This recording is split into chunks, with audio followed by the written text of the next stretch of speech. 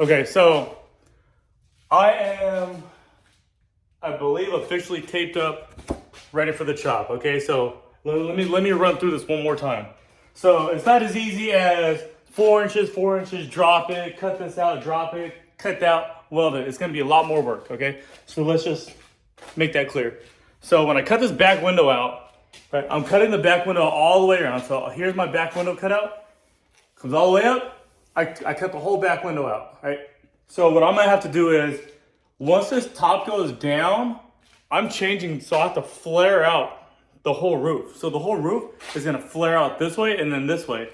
So I have to have relief cuts right here. So I'm about to have about 4 or 5 that go around the window. This right here, this is gonna move forward probably about 3 inches. So this bottom of the window is gonna start back here, right? So then I'm gonna have to make templates and I'm gonna have to weld them in place. And then that's what's gonna give me that pitch, right? That angle. So then once I do that, I have to slice the roof from here to here, here to here, here to here. And this is gonna be 3.5 inches to 4 inches, 5 inches to 5.5 inches. And then I got a 6 to 6.5 inches, right?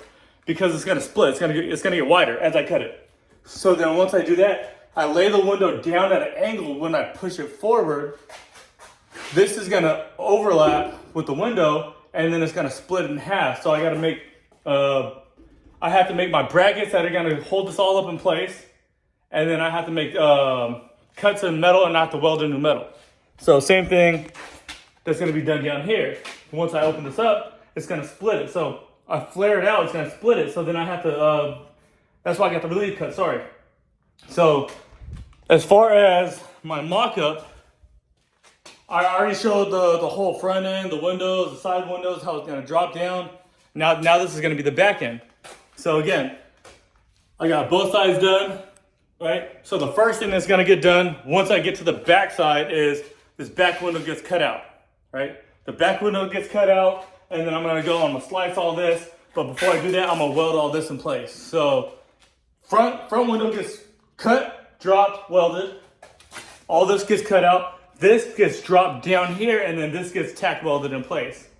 Once I get this tack welded in place, then what I'm gonna do is I'm gonna set my back window where I want, get all my vice grips, get all set up with all my relief cuts. It's already in bare metal, so I don't get no grinding to do.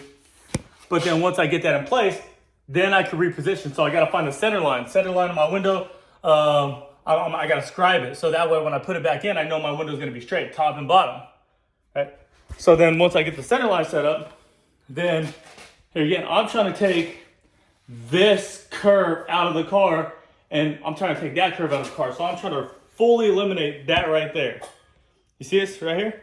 I'm eliminating that. So I'm tilting it probably about 20, 30 degrees more at an angle, but I'm trying to do it to where this back window isn't so far over the back seat.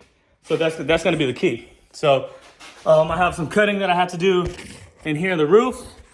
And then inside in this package tray, I had to cut all this out.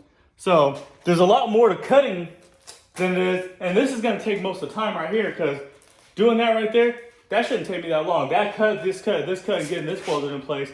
The parts that's gonna take the longest is gonna be this whole backside right here.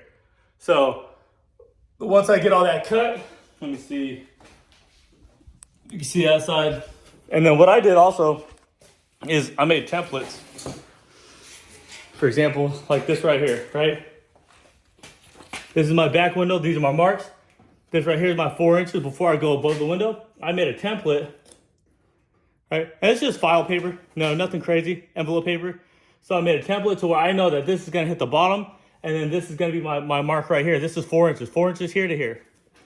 So then what I did, I made this. So when I come around to the other side, and I'll show you here,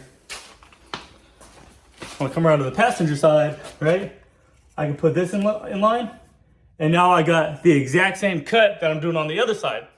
So all my cuts are gonna be exactly the same. I'm gonna have to remeasure these. I don't cut until I'm ready to do the back window, but this is just my guideline on where I'm expecting to cut. But all of these right here, this is measured out all the way across, right? I may raise this because I want more of a curve up top. instead of being so flat. So I'm gonna change it. And of course, I'm gonna change this tape up to a little bit better tape because I know once I start cutting, it's gonna pull this tape off. But essentially, I'm ready to start chopping once I get the interior cleaned out and everything cleared out inside the car. So probably gonna be a few weeks, but see, I got both sides done. I got pillars done, doors, rear windows.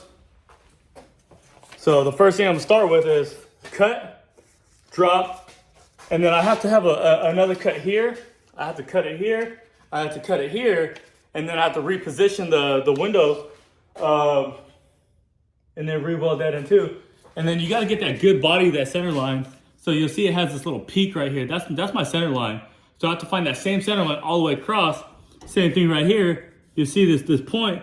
That's my center line. So I have to find that the front and the back. So I'm gonna keep posting. I'm gonna post this whole chop online. So I'm gonna keep recording every single part of this chop. So that way, if anybody ever wants to see how much work this actually took me, this is gonna be it, because this is gonna be the hardest thing I've ever done so far, but it's not gonna be the hardest thing I'm gonna attempt. So keep watching, you'll see it. The chop is in progress, so stay tuned.